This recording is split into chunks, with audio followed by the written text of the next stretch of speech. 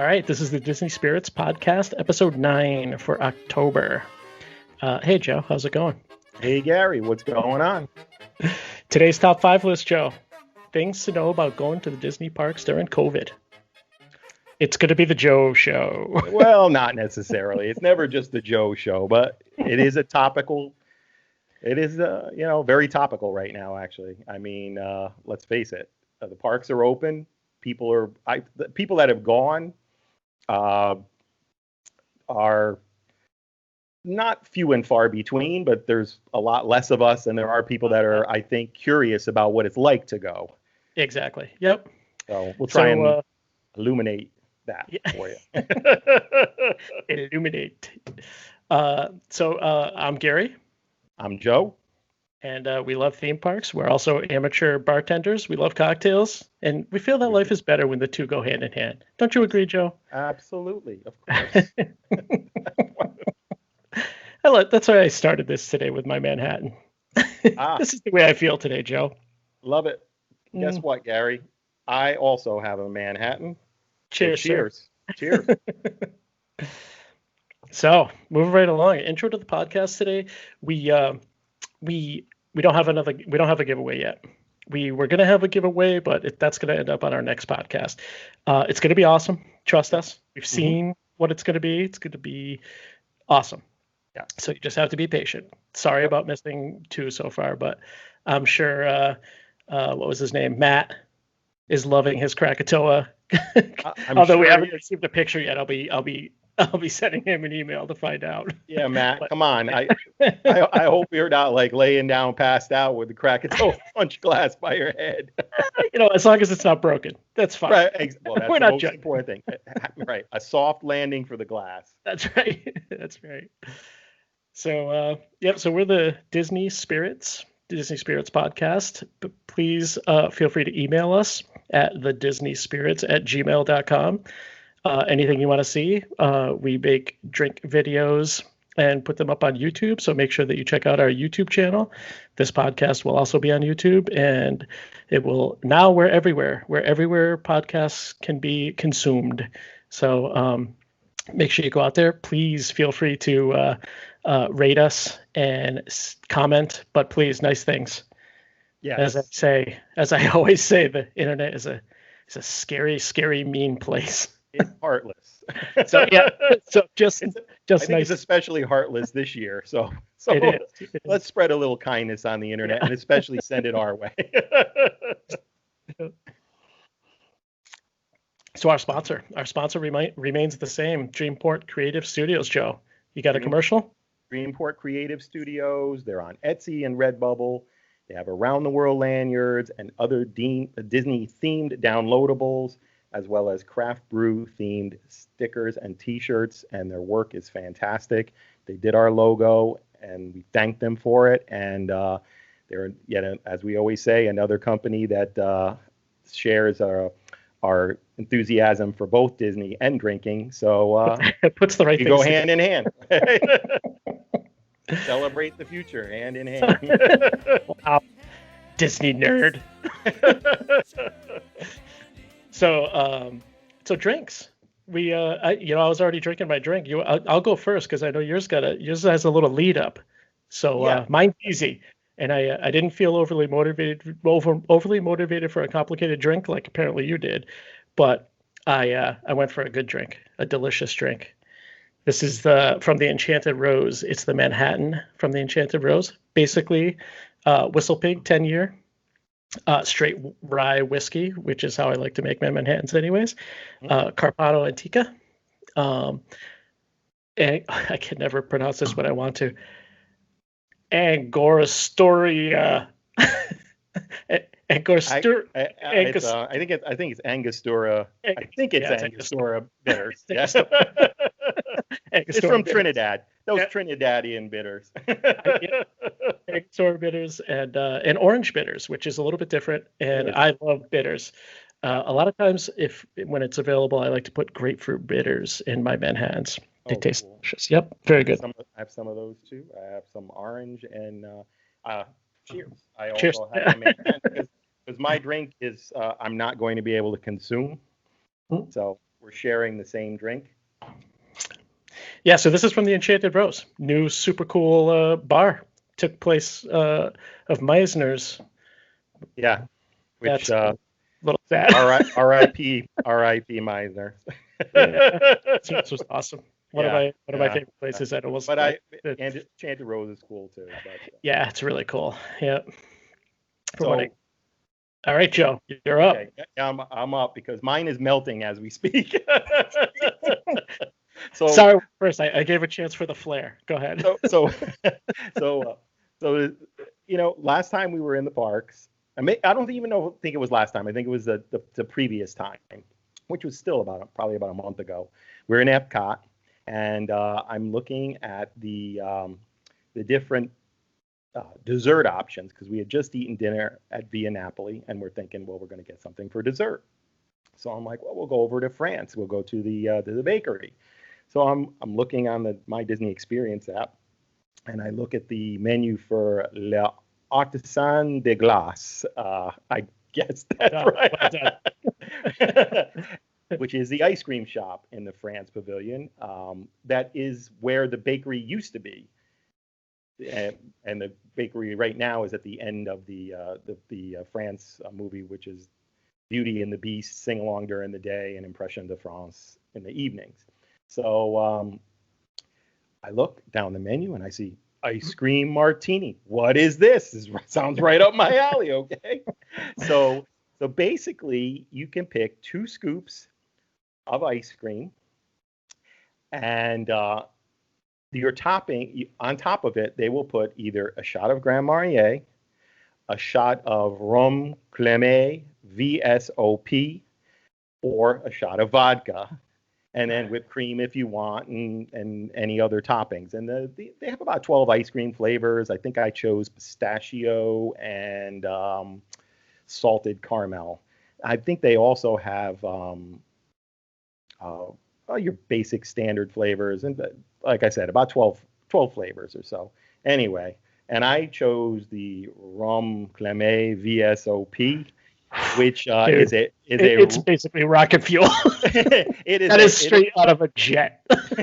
It is a Rhum Agricole, which comes from the island of Martinique, which is a French-speaking island. And these rums are not made from molasses, which is a byproduct of sugar production. They're made actually from sugarcane.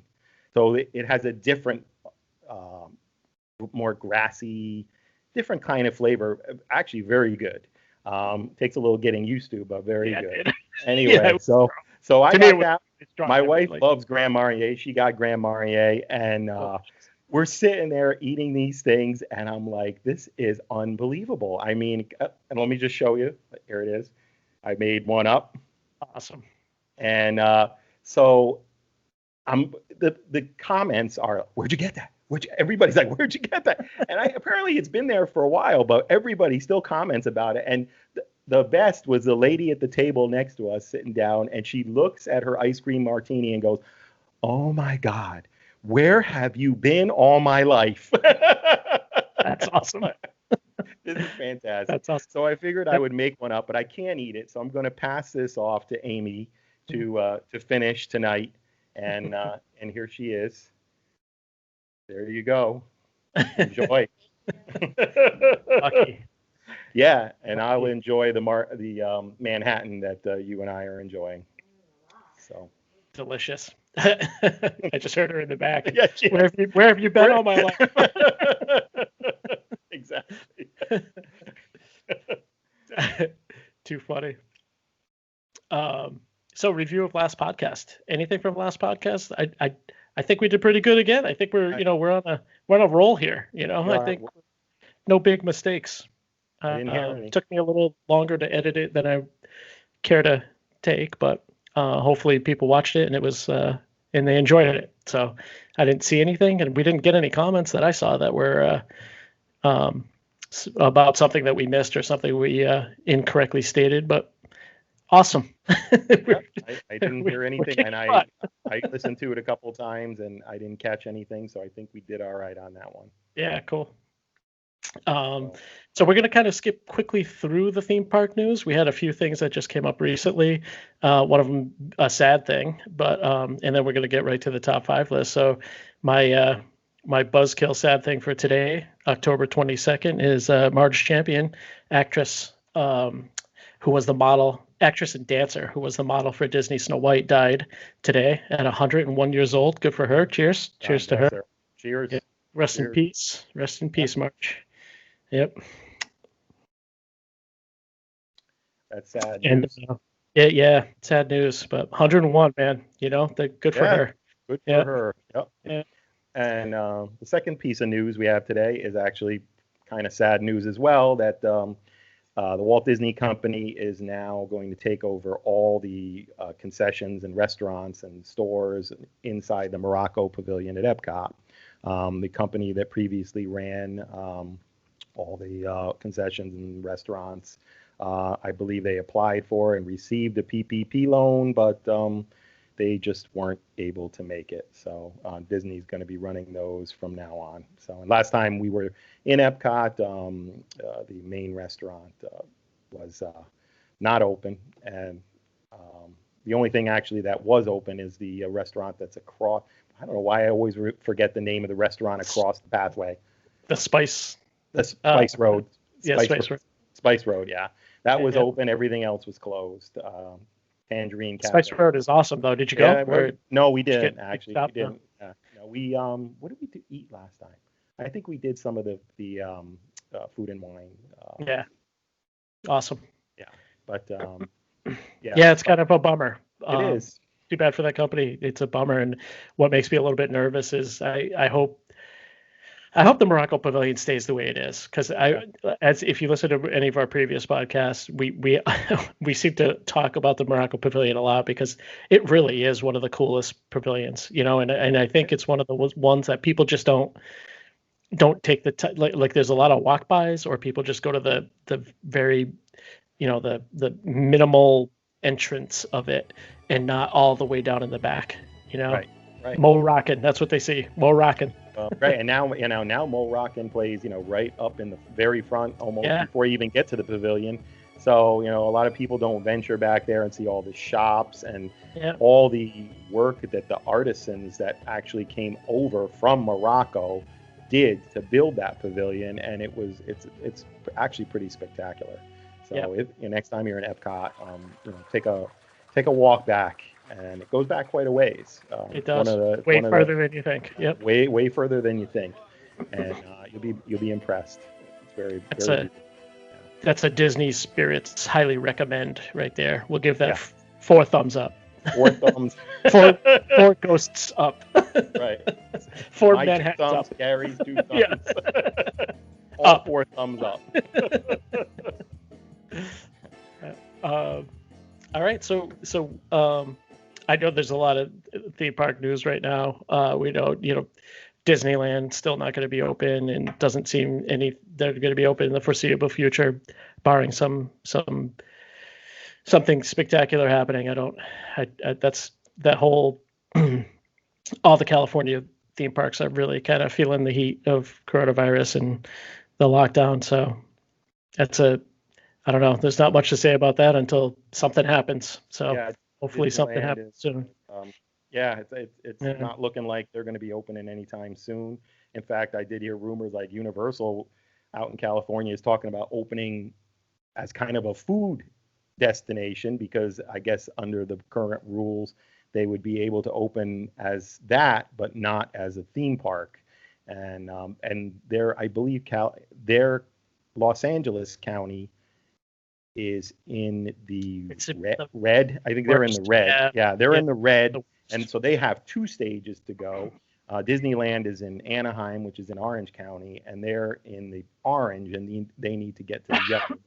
It's quite a jump to get to the yellow from where they are. So some people are saying as late as summer 2021, which that is, who would have thunk it, right? I'm glad we went in February. You just made it. Just made it. Yeah.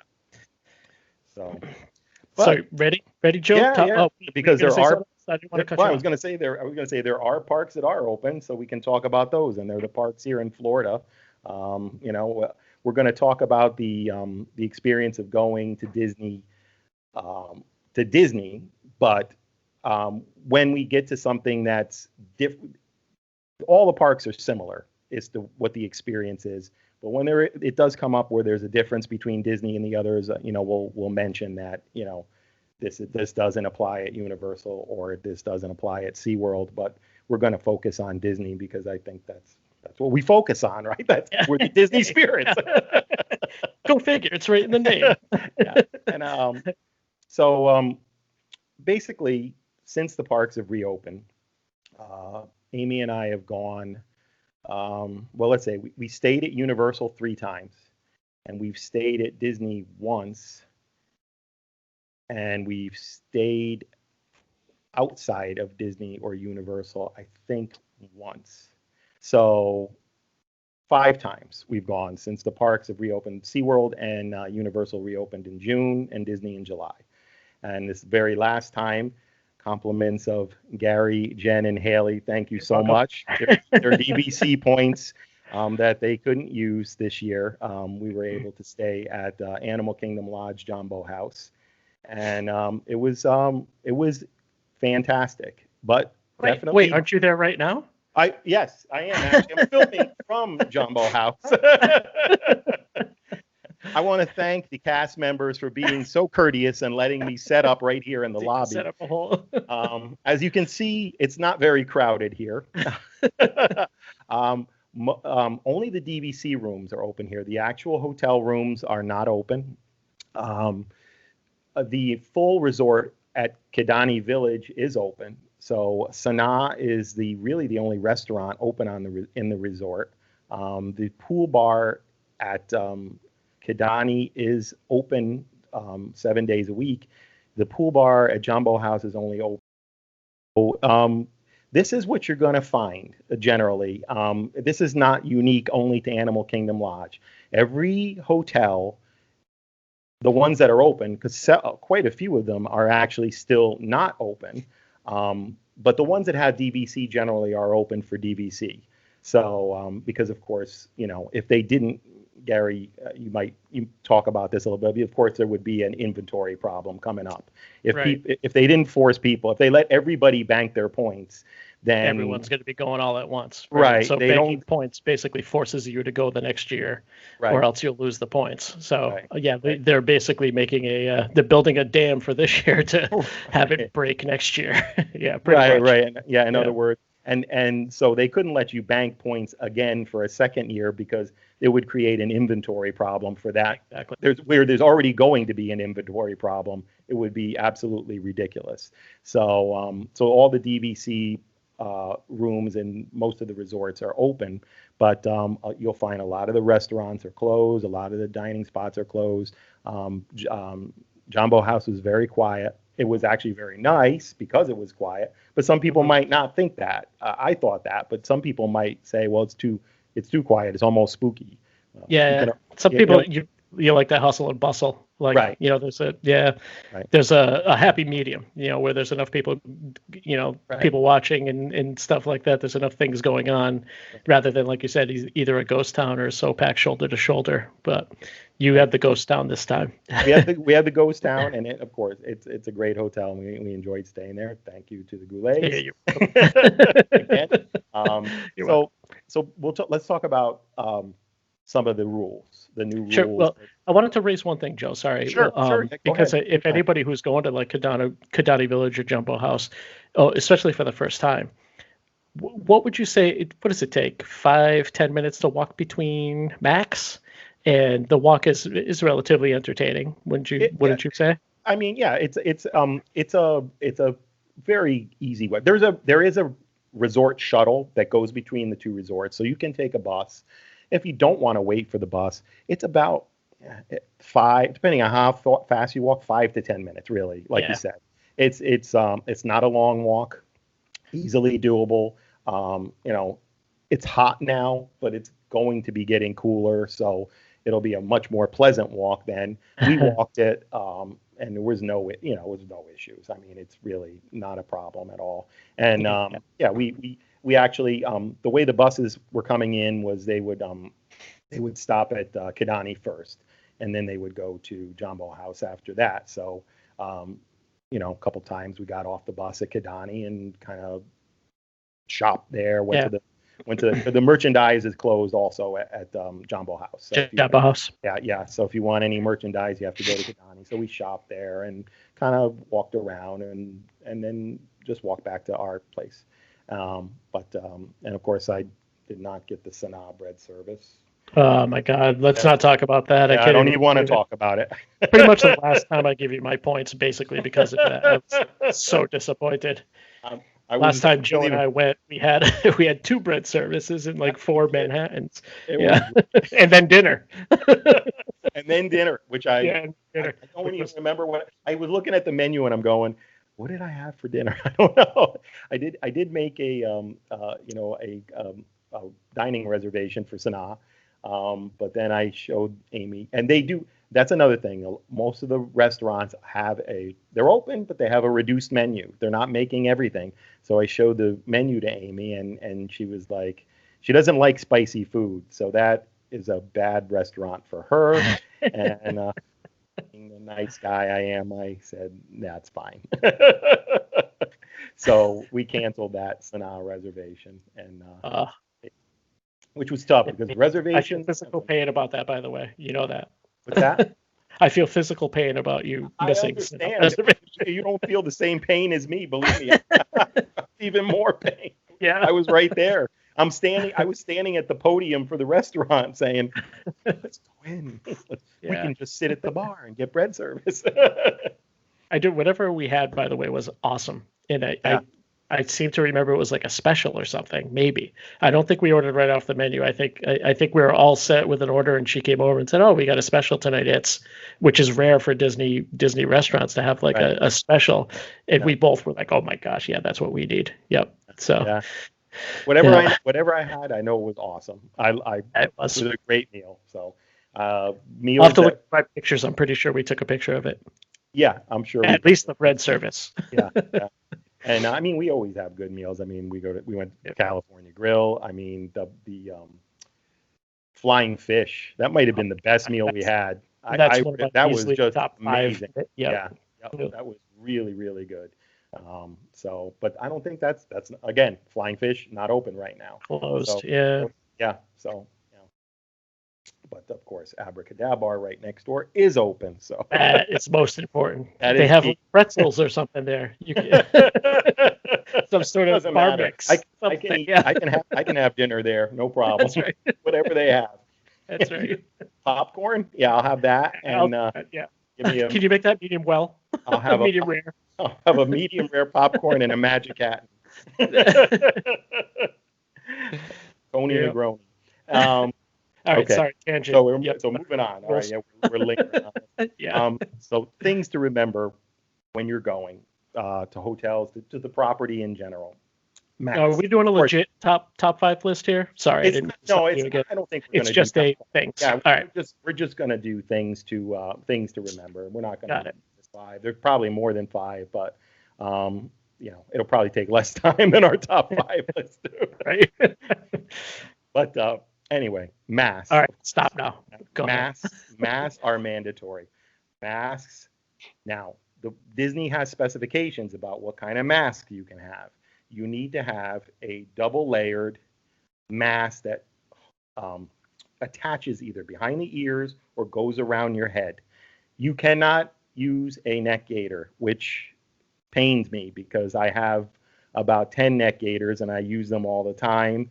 You can use a neck gaiter at SeaWorld. You can use a neck gaiter at Universal. Disney does not allow neck gaiters. So, and you're going to have to keep your mask on all the time.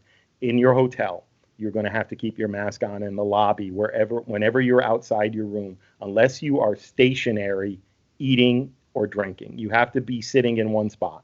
You can't walk around eating and drinking because Disney found out when they first started this that people were using that as a loophole, of course. Loophole. Yeah. I'll take off my mask and I'll walk around with a bottle of water and say, I'm drinking this.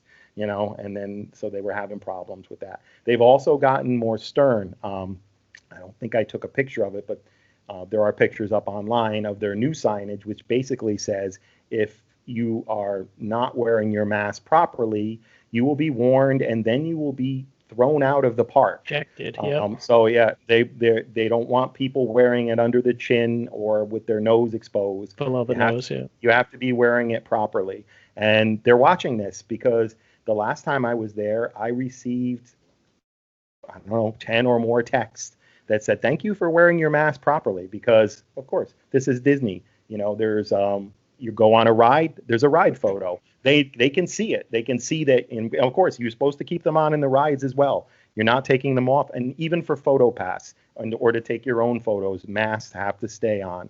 So it's hot. This is it's one of those things that it's tough right now. In 90-degree Florida heat, to walk around. And so Amy and I have found that, 3, 4, 5 hours max in the parks before you have to go take a break somewhere. And they do have relaxation zones where you can take your mask off. But I have found these zones to be kind of few and far between.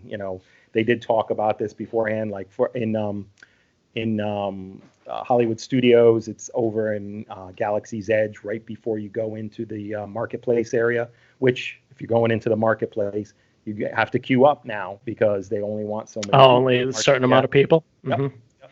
So, and then there's a relaxation zone there. I really didn't see too many of them anywhere else. I noticed that one because we walked right by it, but they're there if you're seeking them out, but it's you probably have to ask a cast member if, like you said, they're not very obvious. So you probably have to grab a cast member and be like, I need to get out of this mask for a minute.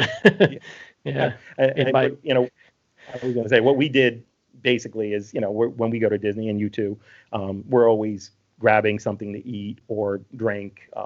And we would sit down, find a seat and eat or drink. And that would give us a break from our mask. And then we would continue on, maybe go to La Cava de Tequila and get an El Diablo margarita and sit down and watch the World Showcase Promenade. Something that's spicy like that, make your breath a little bit heated. Nice, you can enjoy that for a while with the mask. Well, the problem with that is, here's the thing. I love spicy food. I love spicy things, right? But my nose runs when so I'm constantly I'm blowing my nose or whatever, and I'm Gross. Like, oh no, this is the worst time. Anybody sees you doing anything like that, COVID, you got COVID. No, have a coughing fit. I had jalapenos. I'm sorry.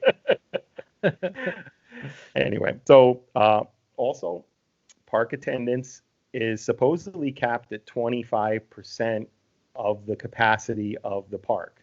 Now, that sounds restrictive, but we all know that, on the 4th of July or Christmas Day or New Year's Eve, the Magic Kingdom can have 80,000 or 90,000 people in it. So what we think the capacity is very much different than the Walt Disney Company thinking what the capacity is. Yeah. But because of this, because of these capacity limitations, and by the way, Universal has a capacity limitation, but you don't. And this is the difference. At Disney, you have to make a reservation, a prior, they call it a Disney Park Pass. So you will have to go online, and if you're a hotel guest, you're at one tier. If you're a day ticket guest, you are at another tier. And if you're an annual pass holder, you're at the lowest tier. So if you're staying at a resort, you can pretty much get the park you want every day. The park that's obviously goes the fastest is the one that has the newest rides, which is Hollywood Studios. The hardest one to get. If you're an annual pass holder and you want to go to Hollywood Studios, you probably are going to have to, and you want to go on a weekend, you're probably going to have to book at least a month in advance, probably more, to get that Hollywood Studios day. And as an annual pass holder, you can only have 3 park passes at one time, which creates a planning dilemma because Like, for instance, I haven't been to Animal Kingdom in a while, since like the first time we went to Disney, because I can only have three. So I'm trying to rotate through the parks. Universal does not require reservations. They do cap their attendance though, and because of the Halloween, they have now Halloween Horror Mazes that are open during the daytime now. Halloween Horror Nights has been canceled, but of course that makes their weekends very popular. They're also running a special where if you had bought a 1 day 2-park ticket in August or early September, you got the rest of the year up until the 24th. I think of the 24th or sometime in mid-December for free. So basically it was a $160 half-year annual pass. They sold a lot of those. And I bet. So basically Universal parks have been closed to the public. They've reached capacity the last few weekends at about 11:30 each weekend day. So if you didn't get there before 11:30, you weren't getting in. And what did they cap that out? Like, did they just close the entry road, that little entry road to the parking lot or something? They will not let you in the parking garage. Yeah, that's correct. And it's it kind of stinks, as a pass holder that paid full price for my pass. I feel kind of cheated by this. SeaWorld has gone leaps and bounds for the pass holder. I mean, SeaWorld right now. You have all Busch Gardens parks too. It's like right. I get all the Busch Gardens parks for the rest of the year. They've given us extra free guest tickets. They've given us actual like SeaWorld bucks. Like, we got $10 this month. Last month we got $10 at Aquatica. They've given us food. They've given us, extra discounts, all sorts. They've bent over backwards for the pass holders during this. Disney has actually done, they, of course, we're going to get to the park hopping thing. Of course, I was going to say that, but they have, was on your list. So I was going to mention park hopping. They have at a couple times given us 30% off of merchandise. So that's pretty good. That's a pretty good deal. Yeah, 30% off is good. Yeah, 30% off is good. So a couple periods we had 30% off merchandise. So that was good. But so they're doing what they can. But Universal, by doing, and Disney has a deal right now too, but it's a deal that they normally run for Florida residents, which is I think 4 park days for $200. So, and they're the single day. Of course, I'll get to the park hopping thing. That's it. It's the next thing on my list. So the separate tiers. Before you do that, as a total tangent, we finally heard from Six Flags. I know, like previous podcast, we were discussing Six Flags and how basically I've heard nothing. And our park is Six Flags New England. We finally got an email that said basically, forget it this season. Everything's just going to carry over to next season, and let's just call it a year. Right. And just right. That's it. We assumed that that's probably what it was going to be, because there's no way, especially for all that it's a small regional park, and right.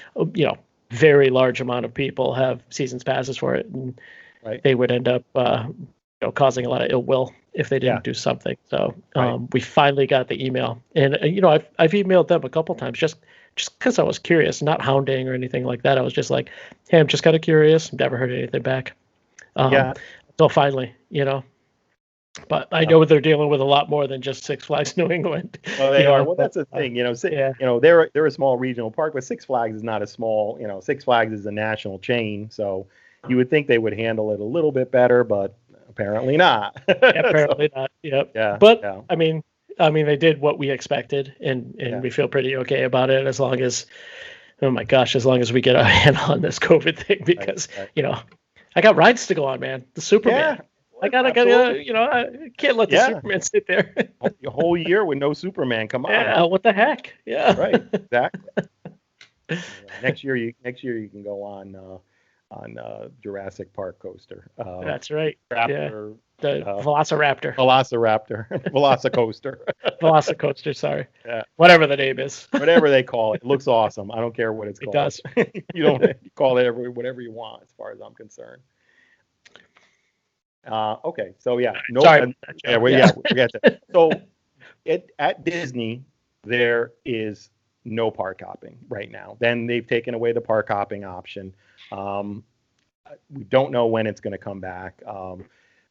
Some people are worried that it may never come back. And as a lot of insiders have pointed out, no, Disney makes a lot of money off park hopping, and that it's a service that costs them absolutely zero that they make money from. That they charge for.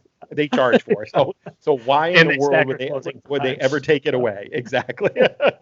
So yeah, park hopping is gone for the time being. We do expect it to come back. We don't know when. So, however, park hopping is allowed at Universal. We did say, on weekends their parks have closed to the public recently. But when both parks are open to everyone, you can hop back and forth between the two parks. There's not really too much of a logistical problem for them. You see, Disney has, when you park hop, a lot of people are going to hop on transportation.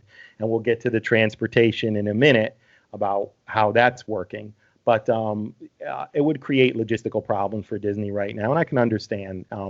They compensated pass holders with a free month on their pass for the taking away of the park hopping option, which I thought was, fair.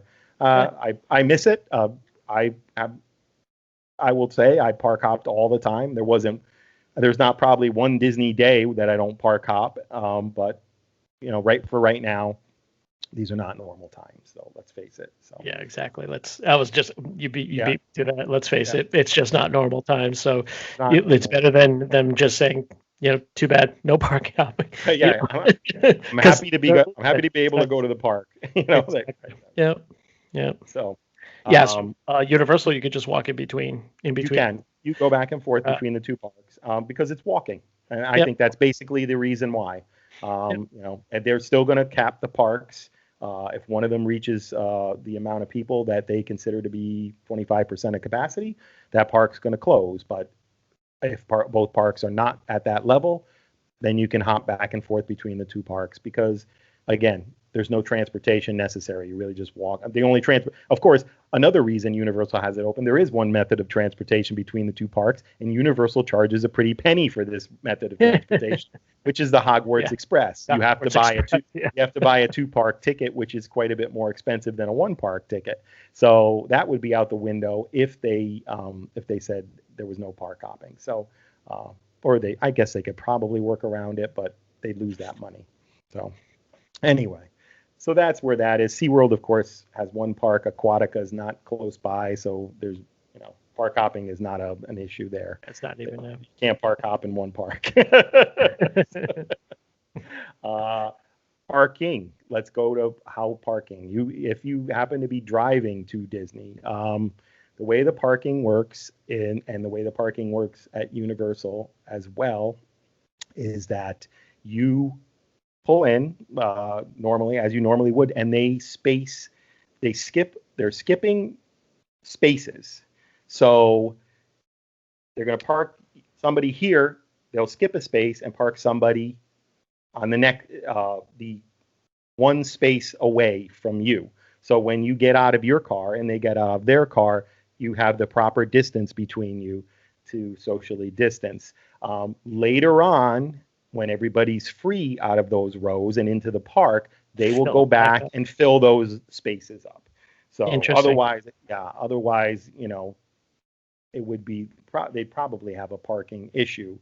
I don't think they can really skip every space because let's face it, right now, most people are driving because almost everybody coming to these parks is from Florida. There's not very many people coming from out of state and very, very few coming from out of the country. Let's see. Then, of course, once you're done parking, you're going to go up to the entrance. The first thing you're going to do is you're going to go through a tent that's going to have temperature checks. They're going to check your temperature. If your temperature is above 100.4, they're going to send you away. 100.4? 100.4. Lord! If you're at the park at 100.4, here's the thing. You walk. How are you alive? Well, if you're trudging up across the Florida Well, parking lot, you could, there's that. right? Yeah. Yeah. So Yeah. You could they'll wait. Yeah, they'll wait for you to. And I think one of the things is it's 100.4 because they know that these contactless, thermometers that they're using are not the most accurate. Plus or minus 90 degrees. Well, right, exactly. So, Yeah. so they'll give you time to cool down if you come up hot, and then if they'll take your temperature again, and if you come up hot again, they're going to send you away. They're not going to allow you to come into the park. And after that, you're going to go into the security checks. Now, everybody who's been to Disney and has seen the security checks knows that they, oh yeah, they're going to go through your bag. Not anymore. All the parks now have these new technologies where they're going to scan your bags. You just walk right through the scanner with your backpack on your back. The only things that have to come out are like metal water bottles or Amy always brings sun protection spray. That has to come, any aerosol spray like that. Those things have to come out of your bag, and you'll put them in a little bin, and then you'll be able to walk through. But if you don't have anything like that in your bag, you just walk right through, and it's so fast, so great. That's pretty awesome. Way better. Like oh my God! I mean, I've been grumbling about Disney security forever because Universal knows how to move people through. SeaWorld even knows how to move people through, and Disney was the slowest of them all, and now Disney's the fastest. So that's Universal great. Totally lucked out with that gigantic atrium in the middle of there. It was totally no use, and then now it's security. It was zero use to that gigantic area. Yep, it was perfect for security. It was a perfect spot for it. Yeah, now it's the big security area, and of course they have their temperature checks there too. So. At Universal, by the way, in your hotel, if you stay at a Universal hotel, it's actually pretty cool because you will be given your temperature is taken every day, and then you're given a wristband. And that wristband will get you through every temperature check on Universal property because your temperature has already been checked that day. So you won't have to get your temperature checked everywhere. Constantly, yeah. That's pretty good. Yeah, so that's a good system, and they change the color every day, so you're not able to scam the system. I don't know why. I don't know. Fever. Just go home.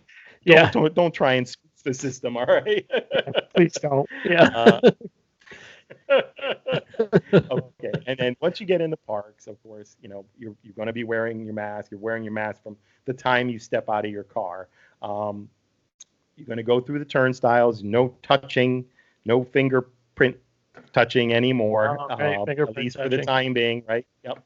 You're going to tap your magic band or your ticket, and you're not going to put your fingerprint down. They're not going to do any biometrics right now because they don't want to pass any virus. I always thought that was gross anyways. After person, me, sort of germophobic at the first person after person with the face. I'm like, oh my God. Yeah. That finger was just up that person's nose. And now I just saw that. Yeah. And now I have to put my finger on the Could same you wipe spot. this down? Yeah, exactly. Yeah. And inside the parks, there's going to be hand washing stations. There's going to be sanitizer everywhere. And they're going to have constant announcements about wearing your mask properly, washing your hands, socially distancing in the parks, which is, let's face it, it's difficult. There's a lot of people there, but you do the best you can. In the ride queues, they have markers 6 feet apart. So your party will stand on one, the party in front of you will be on another one. Of course, this creates long lines, but that keeps the lines properly distanced. The ride vehicles themselves, if there's in Animal Kingdom, if you go on Kilimanjaro safaris, there's a big plexiglass barrier between your row and the row in front of you. A lot of times they'll be skipping rows. They won't, your row, you'll be sitting here, they'll skip a row, and then the next row will have people. Then every hour, they stop for about 10 or 15 minutes and sanitize every vehicle. So at Universal, they don't do this. at Universal, they do all the distancing and everything and skipping the rows. Like I said before, we were on Hagrid's motorcycle coaster, and we had our own train, Amy and I, one time. But they do make everybody sanitize their hands before they step aboard the ride vehicle at Universal. So that's the way they're handling it, rather than stopping the train and sanitizing once an hour. So what do they do for like switchback lines, like something like Peter Pan? Is there a big plastic in between or something? Right. There will be a barrier. There'll be a big plexiglass barrier between the different switchbacks back and forth. Yeah. And sometimes you'll get to a point in a queue where if even with a barrier you can't stay apart or whatever, they'll make one group will stop like at diagonal. They'll stop at the end of one row, and then the other people will be all the way there, and then you won't move down there until those people move forward. So that you got to really pay attention to the spots on the ground, because they are all there saying, stand here, stand here, stand here. And actually, I got to say it works. It works very well. I will say things like the Jungle Cruise. It's annoying. Oh yeah. So I haven't been on it yet, but yeah. Hopefully they do the Jingle Cruise this year. That's when I always ride it. So we'll see how it is then. Of course, I always get a fast pass for the Jingle Cruise. No fast pass. There is only standby lines. So there are less people in the parks, but because of the distancing, the lower capacity of the rides, because they want to distance you out. Lines depends on the day of the week, but lines can get long. When the parks first opened, the first park we went to was Animal Kingdom, and my wife was kind of a little ticked off at me because I'm running to Flight of Passage, and I'm texting Gary, and I'm like, not her, she texts, because we have like a Hangouts group, and she puts it on our Hangouts. We're literally running to Flight of Passage, and I'm like, I took a screenshot of the My Disney Experience show, and Flight of Passage was like 10 minutes, and I'm like, this is why. Run faster, get there. Right? Yeah.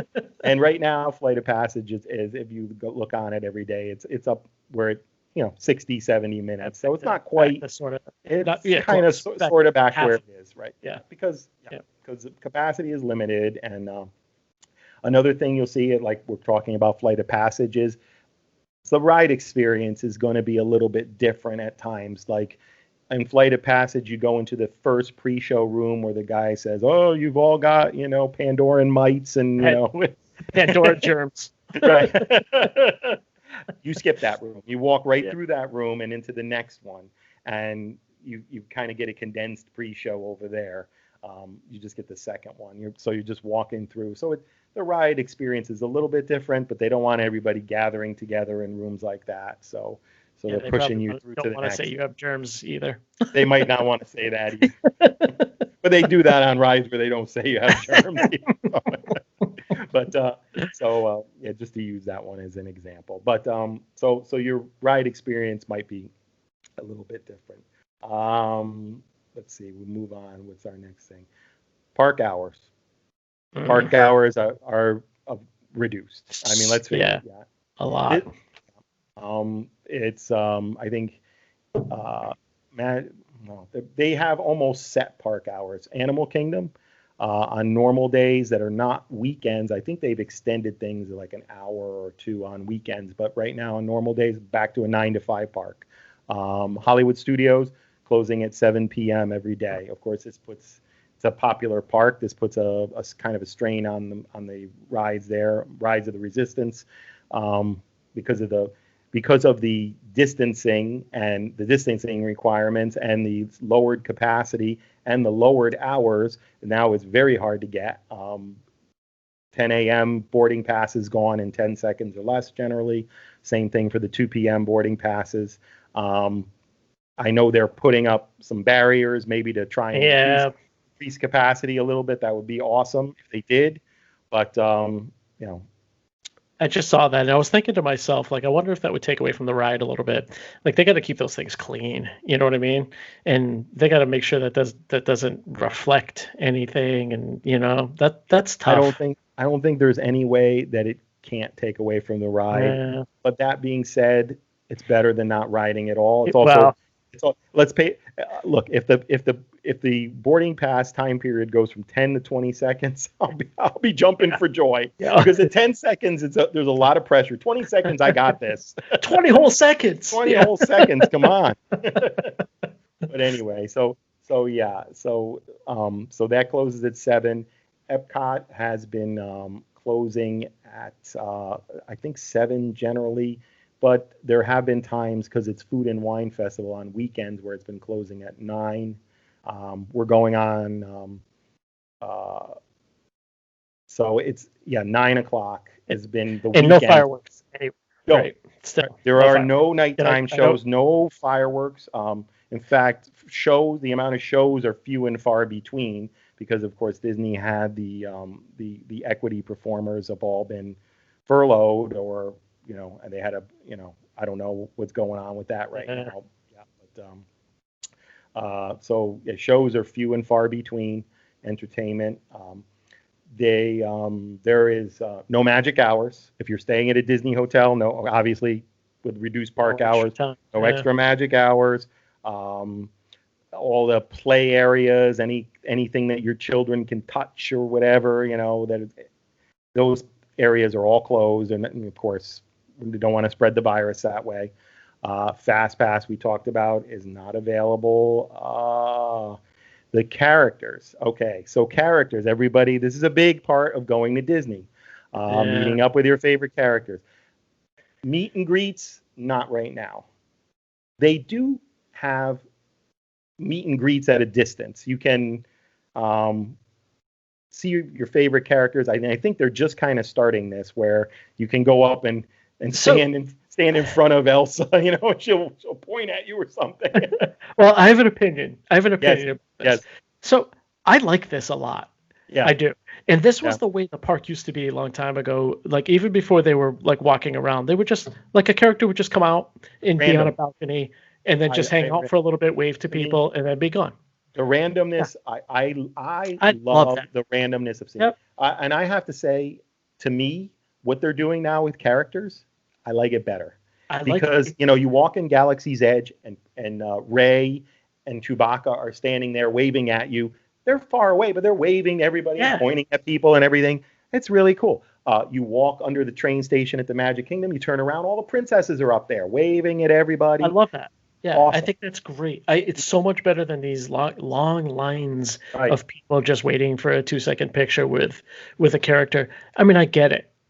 We did it, like Haley's been the age where she wanted to be next to every single character. We get it. But sure, kids want to see the character. It's really cool now. Yeah. I really like it. It's kind of the way it used to be. I really sort of like it, the randomness. I really do. I agree with you 100%. I also will tell you that I like, and I sent you a couple videos.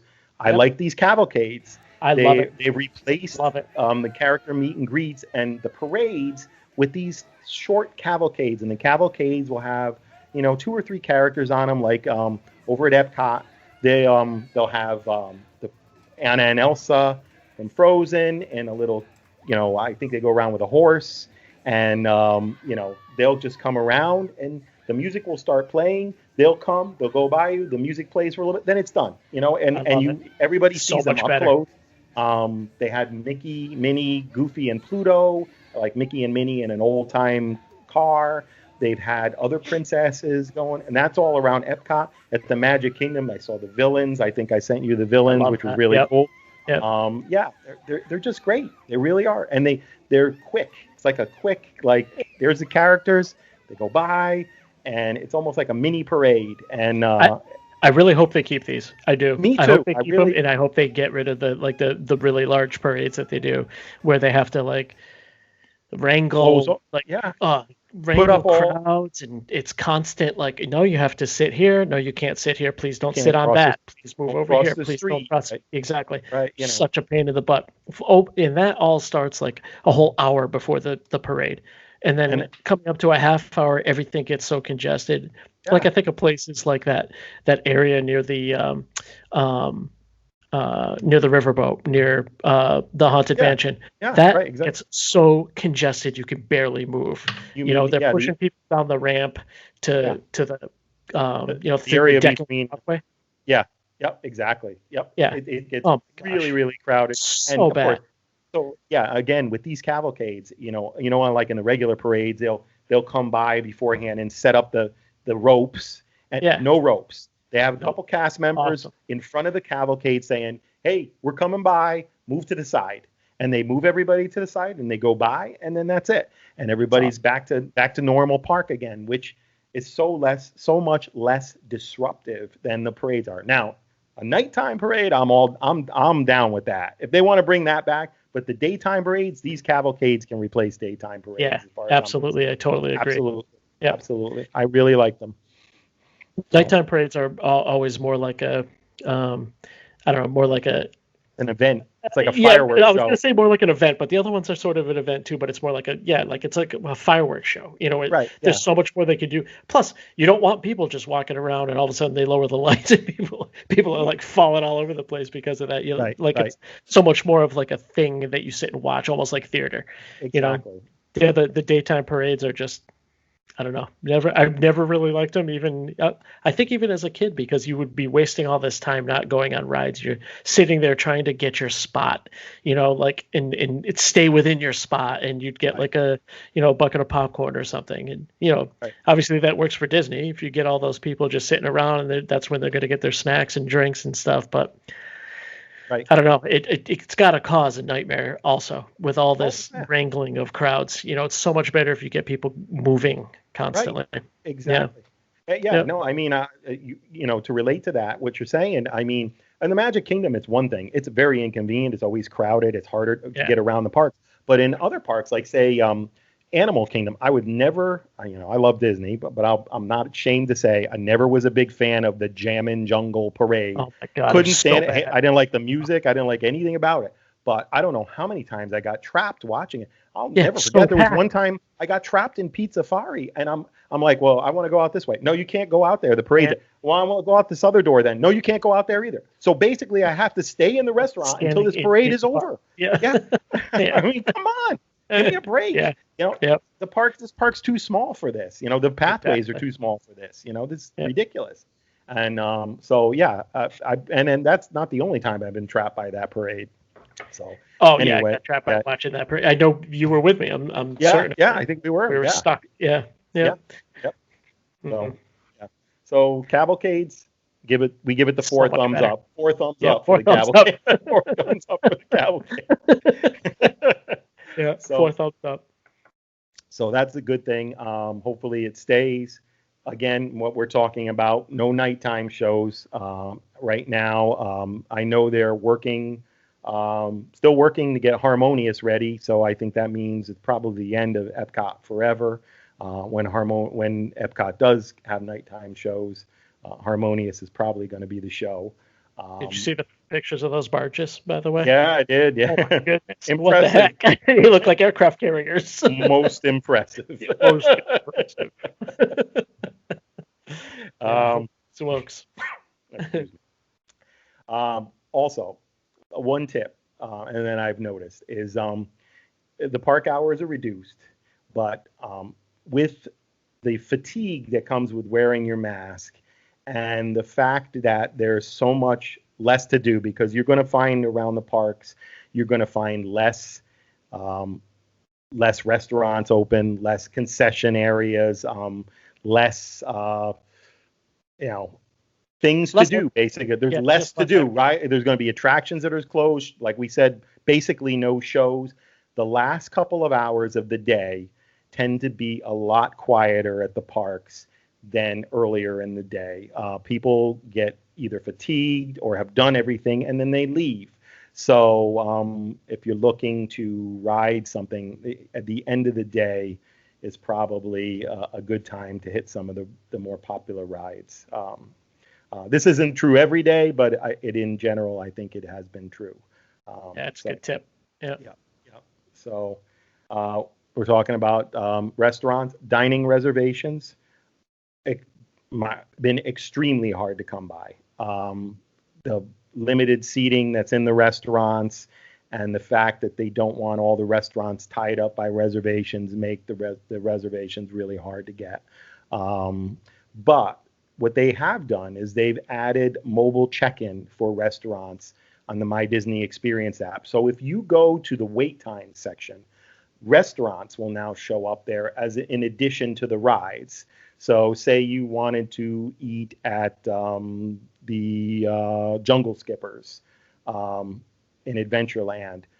It'll have a time, estimated wait, 35 minutes. You put your name on the list, your wait will be 35 minutes or so. You have to be in the proximity of the restaurant to do this, though. I learned this because we were sitting at the Wave Bar at the Grand Floridian. Yes, yes, you were. At the Grand Floridian? What? I wanted to go to the Grand. We were sitting at the Wave Bar at the Contemporary, and I'm like, oh, well, we'll go have lunch at the Grand Floridian Cafe. Oh, look, I'll just join the wait list. No, it says you have to be. So I'm being at the Contemporary. You can't join anything at the Grand Floridian, even though you can just hop on the monorail and get there. You have to actually be close to the restaurant. But yeah, all the hotel restaurants are all included in this. So Sanaa or any of the restaurants, the Wave, like I was saying, but of course not everything is open at all the different resorts, but what is open, a lot of it is on this mobile check-in wait list. So it's actually a pretty cool thing. I hope they keep it.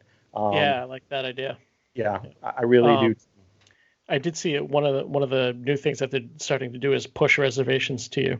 Like they'll say, like if you're in the proximity of something, it would be like, yes. Oh hey, yes. Like the Wave has a reservation in 15 minutes if you want it. You want it? Right. If you want to go to the Wave, you're right next to it. You can put your name on the wait list. Yep. Yep. They are especially doing that with quick service, and that's our next thing we're going to talk about. Oh, sorry. I jumped ahead. Well, you're right about quick service. They're definitely doing that with quick service, and they're always telling you place a mobile order for Pecos. You're near Pecos Bill. Place a mobile order for Pecos. Columbia Harbor House, my friend, unfortunately is closed right now. It is closed. Yeah, it's a bummer. But and of course, quick service restaurants, and it's important to remember this, they are all mobile order.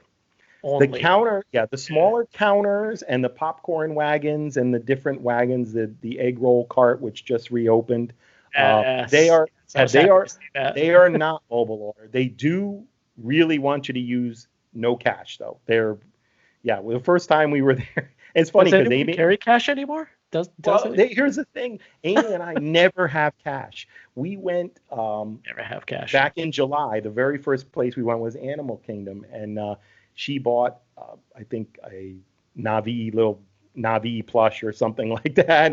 And so she's like, oh, I have cash. We never have cash, but we happen to have cash. The woman, the cast member, like kind of recoiled, like, and I'm like, no, I got a card here. I'll put it on.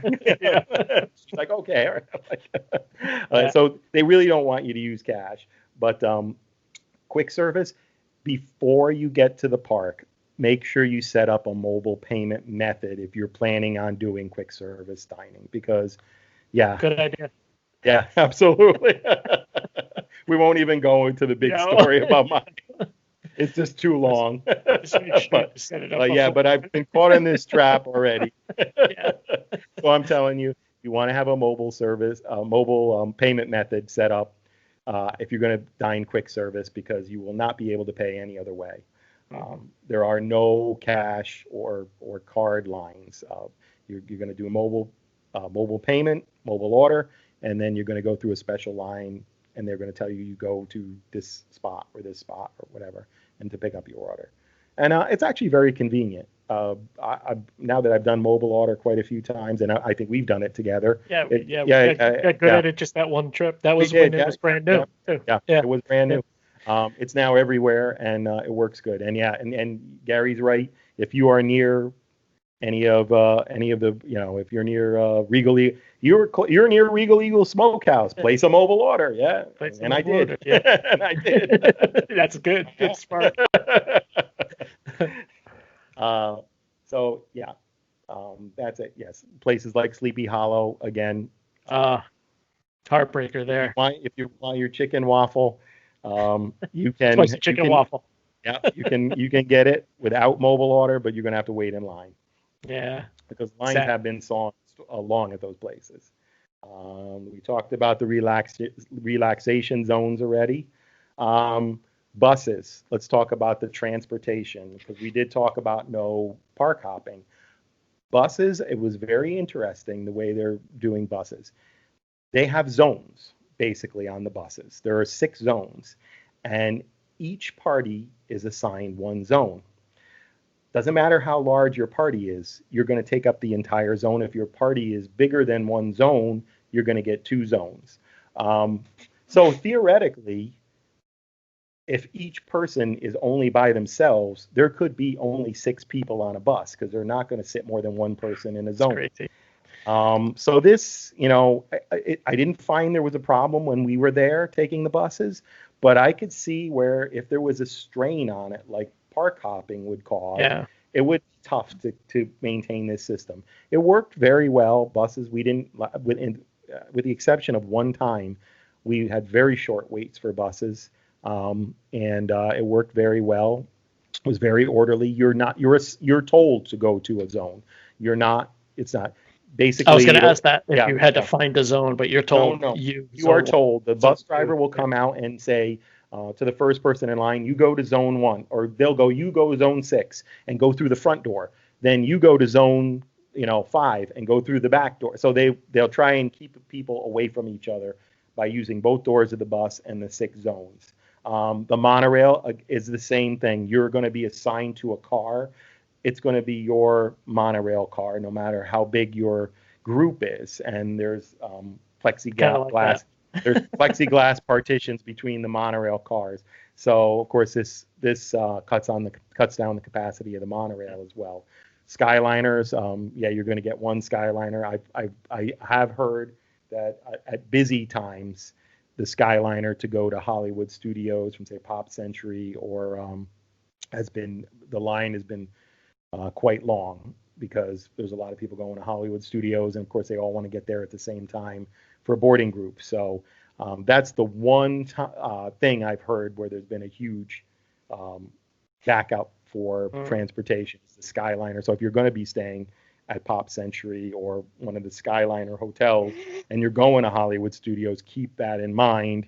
You want to get there early, or maybe if you're really serious about getting Rise of the Resistance, might be the day to Uber, or I was gonna say take a ride share, get there if you're that serious about it. Yeah, right.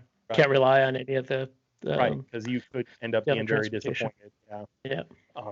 Because we talked about getting boarding groups in the previous podcast, and we won't go over that again. But you do want to be there early. So let's see, what do we got? We talked about the hotels. A lot of hotels are not open.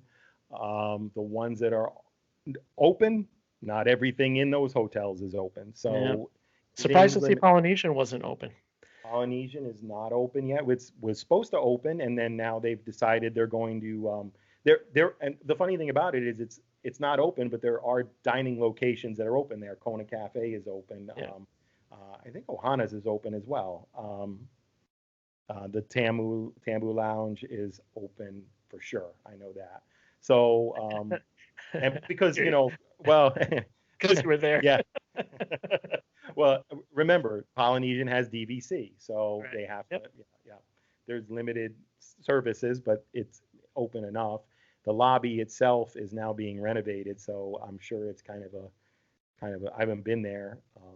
We were there a couple trips ago, but I haven't been there since then, and I'm wondering if it's kind of a mess now. It could be, possibly. But we went there with you. We ate at the Kona Cafe. Yes, I remember. I had tons of toast. I had Tonga toast. I think that was the night after. The morning after the Animal Kingdom. Oh, we don't We even did want have to go Tonga there. toast. Yeah, we don't want to go there. Oh, Yeah, well, that's for another podcast. yeah, that is definitely for another podcast. Top 5 most drunken moments at Top Disney. five, yeah. Yeah. So I don't know. Are there any questions that you have that something that I maybe haven't covered? I try to cover as best as I could everything. The Universal buses, we have stayed at Universal 3 times, and they don't have zones in their buses, but the buses, I mean, there was several times that Amy and I were the only people on the bus. Yeah. So the buses are definitely quieter. They have, rather than zones, they have seats that are, this seat is not available. So, Right. Yeah. so That's what I figured. yeah, yeah. And they don't allow So standing up in that kind of stuff. no, So. no standing. Everybody has to sit, and Yep. and you have to sit on a seat that says it's available. But Yeah. so So, Joe, I don't think I have any questions, and I've sort of like hit some of the things that I wanted you to hit as you were going along, and I know we had talked about this previously, and sort of like I think you had a pretty comprehensive list for someone who's gonna, someone who wants to hear about what it's like, and someone who's really starting to plan, right, But I right. also like to open it up, like feel free, please email us at Yeah, thedisneyspirits@gmail.com. We'll answer your questions the best that we can, or try to find the answer, because we do have, we're not really dialed in per se, but we do know where to find information about stuff. yeah, yeah, So sure. if you have any questions, seriously, the Disney Spirits at gmail.com. Feel free, please, Yeah. please do. Or leave even if you leave comments under our Yeah, podcast, whatever, yeah, we'll wherever, however you want to leave a comment and or a question, we'll answer it to the best of our ability. Um, yeah, and also, Gary, you said the magic word in your little discourse there is plan, yeah. and Plan. all of this stuff, for a vacation that we know requires a lot of planning. This is an extra layer of planning. The Yeah, park passes, the no hoppers, believe me, you don't think the no hopper is a big deal, but you know, I did a lot of hopping to eat at a restaurant or a different. So you're yeah, like, okay, now where are we going to eat? What are we going? I'm trying to plan all this out before we go because I want to have a general idea. Because when you get there, there's a lot of stuff that's not available, and again, it's just a different time. So there's an extra layer of planning, and the extra planning is, planning for a Disney trip is fun sometimes because you're like sometimes fun. when everything's Yeah, open to you. But planning for a Disney trip when you're trying to plan around things that are yeah. not When you're open or restricted, not planning when you're available, right, restricted. right, Yeah, is not as fun. But no, of course, to go there, when you get there, of course, it's all worth it. So, and that's one thing I want to tell everybody. If you go wherever, Disney, Universal, SeaWorld, manage your expectations because this is not a normal time. This is not going to be the Disney trip that you love. Well, it will be a trip Disney. It could be the greatest Disney trip of yeah. It your could be life. the best. But Yeah, you have to manage your expectations because there are going to be places that you're going to want to go to that are not going to be available. They're going to yeah. be restaurants that are closed. Some of your favorites are going to be not available. Some of Columbia your Harbor House. Columbia Harbor House, right? Um, like Amy and I always go to Baseline Tap House. There's seating there is always an issue because people come sit and have a couple beers and linger there. Well, with half the seating blocked off, it's very hard to find a seat there. There's been a couple times we haven't been able to. So, you get a beer and you go around the corner and sit outside the commissary or whatever. Or last time we walked right through. I said, yeah, this is the kind of planning you have to do. I already had it in my mind. I said, we're going to walk in because we were going to Galaxy's Edge in the afternoon. So there was no Rise of the Resistance that was in the No. cards for us. But I said, okay, we're going to walk right through. We're going to go by Baseline Tap House. We're going to get a beer each. Then we're going to walk back to Docking Bay 7 and get our meal because the beer at Baseline Tap House is better and cheaper. It's better, yeah. Better and cheaper than Docking Bay 7. So we walked right through it. She goes, "Can we do that?" I said, "Yeah, we can, and we're going to." We're and going to give it a shot. Yeah.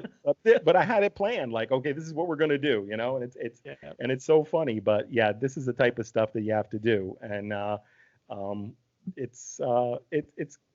course, it will end. It will end. Things will go back to normal eventually. But for right now, I'm just happy to be able to go. You know, and if you keep this in mind when you go, you'll be able to relax and have a good time with what is available. So, and I think that's the key. You know. Yeah, that's huge. You know, one of the things that you just said that I want to touch on is you said things will go back to normal. I will say that there are some things that I believe Disney is learning now that I think there is. It will work better later. And I think that's awesome. Like, I really hope they keep these cavalcades, and I really hope they keep these like random, like all of a sudden a character comes out somewhere that doesn't form a gigantic line of, or kids chasing them down and, you know, parents grabbing onto them, that kind of stuff. I just hope they continue with that stuff, because I hope they see that as, you know, something that's really working well. Right. Because I think it's great. I've seen some of the videos and I'm like, wow, that's really cool. Like, I hope they stick with that, especially the cavalcades, because the parades, I don't know that. I mean, maybe I'm wrong, because I'm not like a super parade guy. Maybe I'm wrong. Like, people really, really need these big parades. I don't. I like these little like quick hits. You know, like couple like Merida rides by me with her horse. And that's awesome. Like, it is. And then you're on to something else. Yeah. Right. Exactly. It's just like you're at that park living with them. You know what I'm sort of trying to say? It's where they're supposed to like exist. They're supposed to be randomly there. Yeah. Hey, this is my place. This is my kingdom. You know, this is the magic kingdom, and I live here. You know. Yeah. And it's cool. Yeah. And again, another thing that's interesting is, and like so many other crises, like the housing crisis that we had, you know, 12 years ago, changes happen, and they happen faster. They were happening anyway, but they happen faster because of a crisis. Pushes it along, so we've got the emphasis on mobile order. I think it's a good thing. I like mobile order. The new scanners at the front of the parks. I think that was coming, but I think it was hastened by the crisis. You know, and the fact that they don't want everybody rifling through everybody's bag and standing in a big long line. So they were coming, but like, you know, they came quicker. Just accelerated it. It just made it much better. Yep. And a lot of these changes that were probably going to happen anyway have just got accelerated because of this crisis. And some of them are good. Not everything is terrible.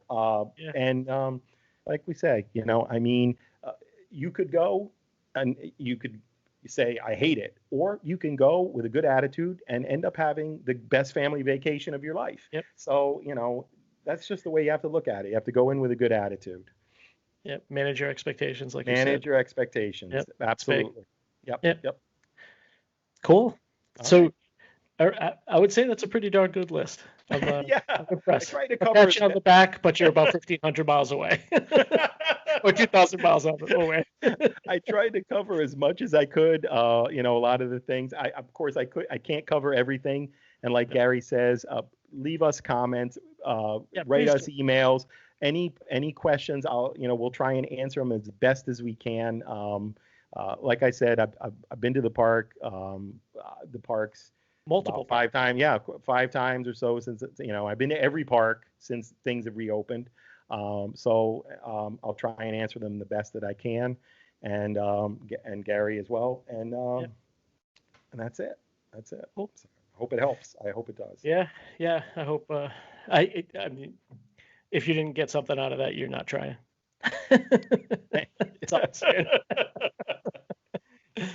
All right. Anyway. So moving on. I guess we're done with our list, and it was good. Appreciate that, and I guess we're coming to a close, Joe, and we normally do our shout out to Disney employees, but this shout out to Disney employees is going to be a little bit special. Yeah, exactly. Let's have a little discussion about. I mean, if you're listening to this podcast, you're probably a Disney fan, and you've probably come across the news of the woman at it was via Napoli, right?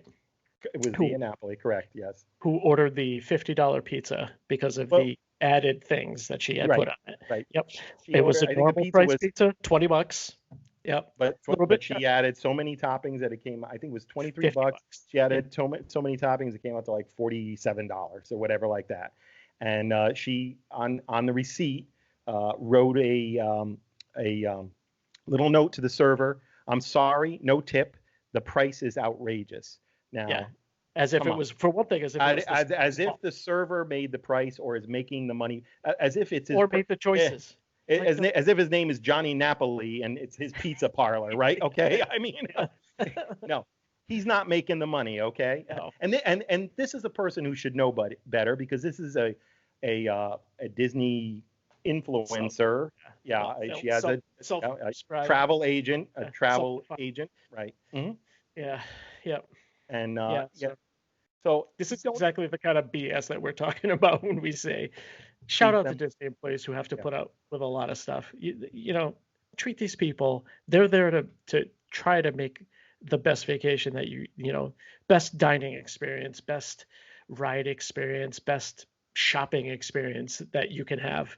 That's what they're there for. That's their job. That's what they decided to do. So and treat them. Yeah. Well, and to leave no tip, you know, during a pandemic, when, you know, these people weren't working and they're not as busy as they normally are, and not making as much money as they normally do, it's just really not nice. Very just right now, really, you know, it's yeah. I mean, it could be tight for everyone. You know, money's tight for everyone. You know, it's entirely possible, but you know, you're the one at this restaurant, and money's tight for this server. You know, or not. Just be a nice person. Like realize that this person is there, you know, to make sure you're having a good time, and tip them appropriately. Just because of your mistake, ridiculous to not tip somebody. You know, absolutely ridiculous. And this woman will post the story, because I think they made the national news. I think it was on like USA Today or something like that. It's been going around for sure. Yeah. And for everybody to know that, you know, the server was made whole, because other Disney fans are awesome and got together. I think there's a Facebook group of Disney, I think a Disney restaurant Facebook group, that got together, and they raised some money for him, and then they, I think, even had a GoFundMe for him. Yeah, someone else picked it up at GoFundMe. Yeah. Yeah, so like you said $2,800. $2,800 or something like that. We could look to make sure exactly, but yeah, it was somewhere above $2,000. Yeah. Yeah.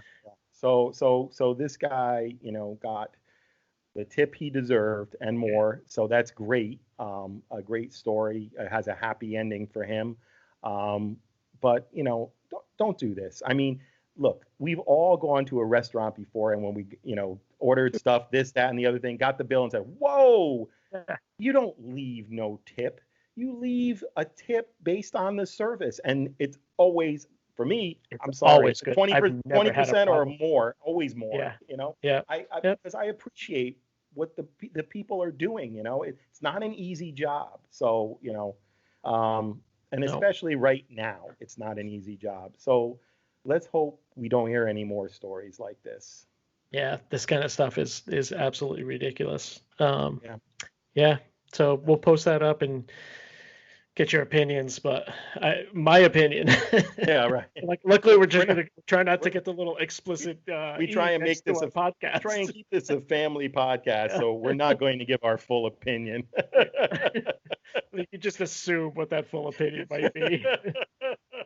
My little diffuser just fell off my ring light there. I almost whacked myself. I think Close Encounters of the Third Kind, half burned face. Moses, you look like you have seen God. Love that. Like, don't look, Marion. Whatever you do. Yeah. Oh, gosh, that's awesome. Anyway, I'll have to add that. Yeah. Anyways, so that's our shout out again to Disney employees. We actually have, you know, that there's our example of what exactly not to do. Don't be that person. It absolutely no need for that, and ridiculous. it irritates me to like a level that I can't describe on this to keep our family rating. Right. We would love to like expose this person and give their name and everything, but you know, we go high when they go low, so that's there you go. All right. So Joe, I guess that's a wrap, man. This was a good one. I think we got a lot of information. I hope we get some good discussion going via emails or via comments, and we can really help some people out. I know we have one listener who's going in December and had reached out, so we both had talked to them, so hopefully we help them out. So feel free, please reach out. I hope this helps everybody. Yeah. All right. Well, Joe, you got a closer for me? Absolutely. I believe you do. As usual, in the immortal words of Warren Zevon, everybody please remember to enjoy every sandwich. Profound words. Love that. It's one of my favorite things. One of my favorite sayings. All right, Joe, till next time. Harry. Salud. Go finish that ice cream drink. That thing's got to be it. Oh, it's gone. Come on, Amy. Amy finished that an hour ago. All right, man. Take it easy. All right, take it easy. All right, Gary. Bye. So you're saying that you think maybe from your perspective now, do you know something about life and death that maybe I don't know now? Not unless I know how much you're supposed to enjoy every sandwich. You know.